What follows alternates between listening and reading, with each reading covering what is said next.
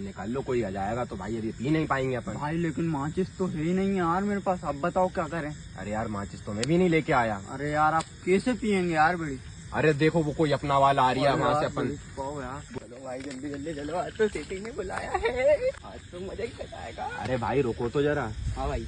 भाई माचिस है क्या तुम्हारे पास? हाँ थैंक यू भाई। अरे कोई हाँ भाई।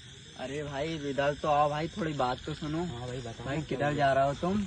भाई मैं जा रहा हूँ यहाँ से, यहाँ मुड़ जाऊंगा। भाई बताओ। भाई उस तरफ मत जाओ, उधर भूत है। क्या बात कर रहे हो? हाँ भाई। भाई सच बोल रहा हूँ, गलती से ही मत चल जाना वहाँ पर। अरे यार लेकिन भाई वहाँ तो मेरा बहुत दिन काम है यार। भाई उधर जाना बहुत हानिकारक है भाई, रात को वैसे ही मत जाना, सुबह कर लेना तुम्हारा भाई पता है, लेकिन समझो मेरी बात, लेकिन काम अभी होगा, अभी नहीं हुआ तो कभी नहीं होगा। भाई 11:30 बज रहे हैं रात को, समझो तुम कहाँ जा रहे हो? 11:30 ही बजे तो वो काम होता है। अरे भाई अब ठीक है आप निकल जाओ। अरे ठीक है यार, तुम्हारे भाई को कुछ नहीं होगा। जय जय श्री महाकाल। जय श्री महाकाल।